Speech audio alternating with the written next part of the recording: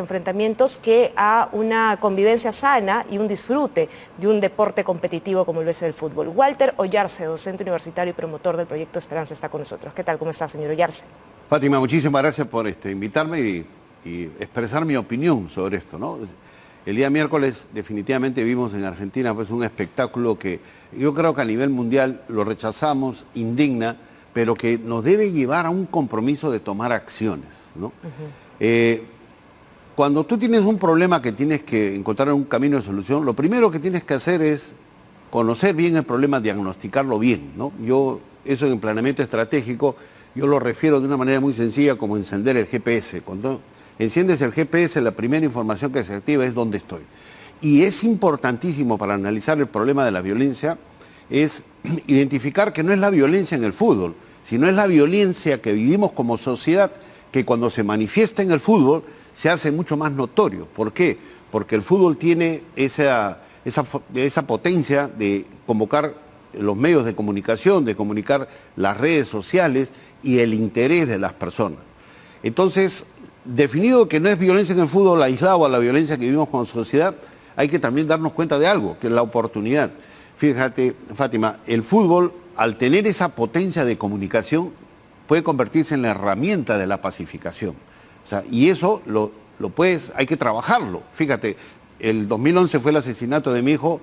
Yo creo que si preguntas a las autoridades cuál es el plan de trabajo que tienen en este momento, y es muy probable que te digan que no tienen un plan coordinado.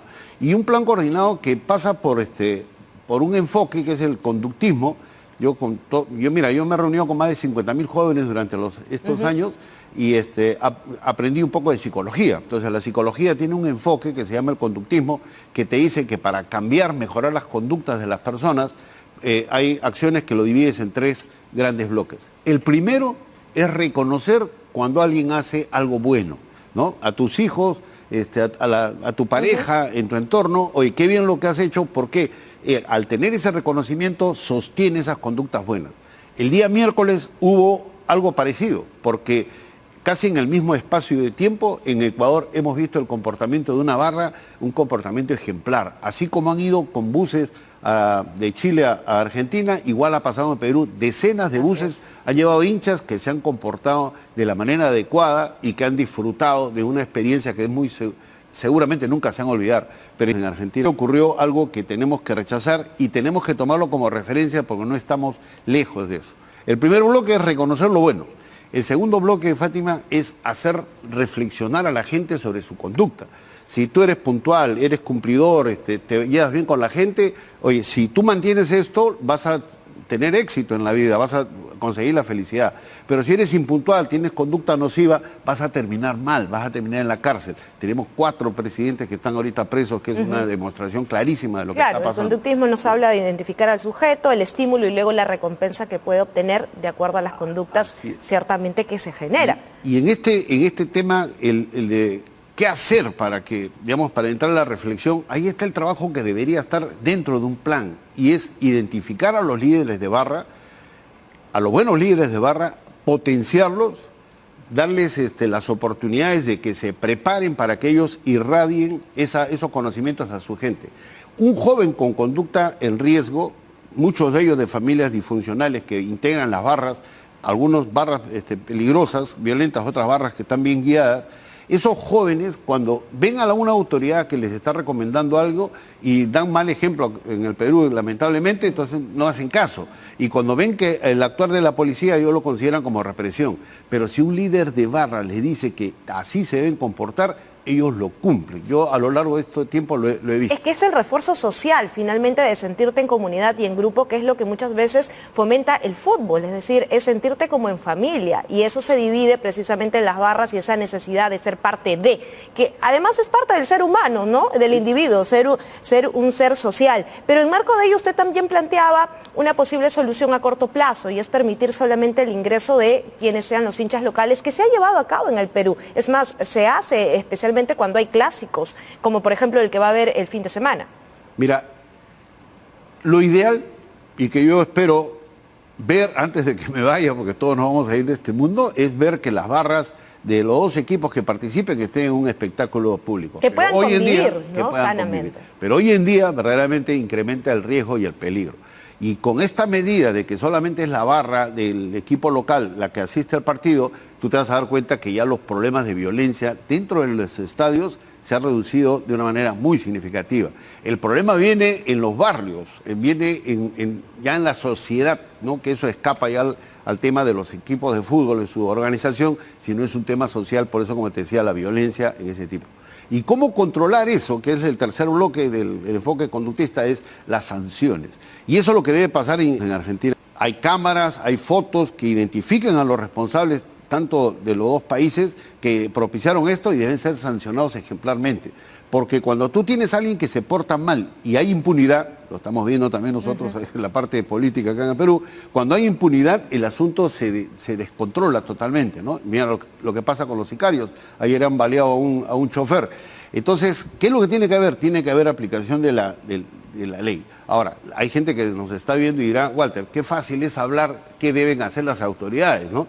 Pero yo digo no, porque también es una tarea de la sociedad. Tenemos que entrar a tallar en esto. Claro, porque además usted nos decía, y recordaba este lamentable suceso, el de su hijo, pero que encaminó para que usted empiece una lucha y esta concientización para todos y el contacto además con muchos jóvenes, como usted bien lo ha mencionado, que en nuestro país, si vemos hacia atrás, ¿cuánto podríamos decir que ha cambiado realmente? Ya ni siquiera hablemos de un plan, pero sí de un cambio en esta forma de ver la necesidad de reorganizar y de poder afianzar las barras, las buenas barras de los clubes para poder generar un ambiente de acuerdo a lo que convoca el fútbol, que es el disfrute en familia. Vamos al primer grupo de que hay que reforzar lo bueno que se ha hecho. Mira, yo no, a raíz de la pandemia, porque yo iba presencialmente, me reuní con más de 50.000 jóvenes, pero a raíz de la pandemia, ya por temas de seguridad que entiende la gente, dejamos de hacer esos talleres, ¿no? Y esos talleres en los que íbamos, yo transmitía mi experiencia. Te confieso que mucha gente me dice, gracias, Walter, por haber ayudado. No, porque sabes que lo paradójico de esto es que cuando yo comencé a hacer eso, me ayudé a mí mismo. Porque si yo no hubiera tenido esa retroalimentación, seguramente me hubiera muerto en amargura y tal cosa. Tú hoy día tengo 68 años y te confieso que soy un hombre feliz, porque yo reconozco lo bueno que ha pasado.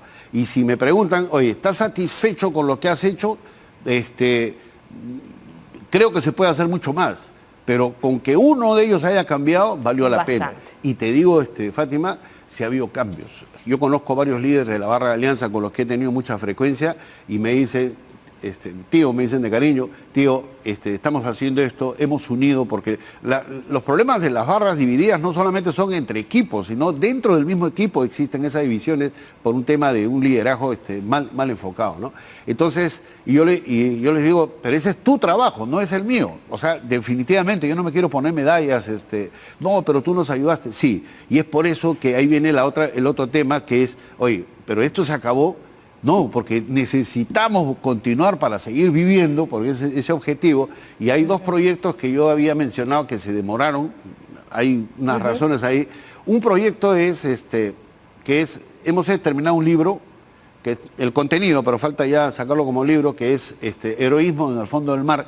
Recreamos lo que pasó con el BAP Pacocha cuando se hundió en 1988, y tiene una lección extraordinaria para todos, incluso para lo de las barras, la unión, la fe, varias cosas. Entonces, eso de ahí lo hemos terminado. Algunos piensan que solamente puede servir en la Marina, pero no, va a servir en varios sitios.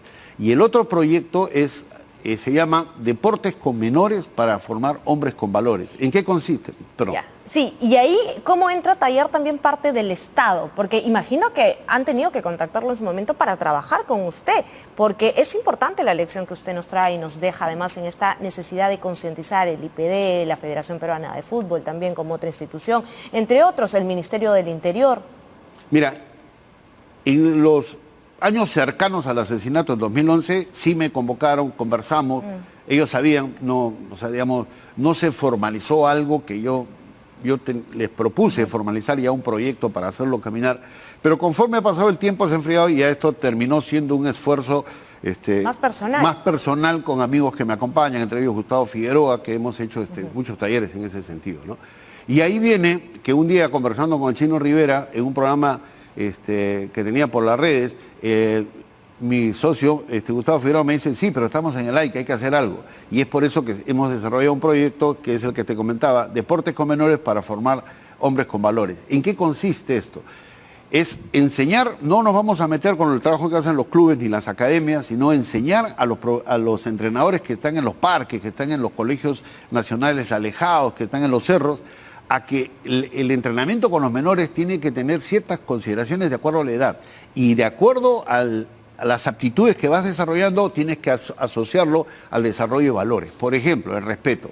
Respeto a las reglas, respeto al árbitro, respeto al público, respeto al rival, respeto al entrenador. Respeto a sí mismos, ¿no? Y si tú no cumples, tú lo sacas de ese grupo y el muchacho, por mantenerse pertenencia a este grupo, lo va a cumplir. Y así, jugando y divirtiéndose, va a ir cambiando. Y mira cómo es la suma de esto. ¿Por qué no ha salido el libro? Como te digo, ya prácticamente está terminado, y en cualquier momento lo puedo hacer.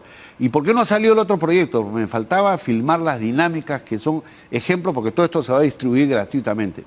Atlantic City me contrata para hacer un trabajo y yo les digo a ellos, lo que tú me vas a pagar por este trabajo va a terminar en la filmación. Traducido en precisamente este material. Así es. Y señor Oyarse, pero dentro de todo, lo vemos como un proyecto más privado, personal, como decíamos de usted, pero desde el otro lado, si tuviera que mirar en la perspectiva del Estado y la responsabilidad que también tienen en este desarrollo de menguar el impacto de la violencia en nuestra comunidad, ¿cómo lo calificaría?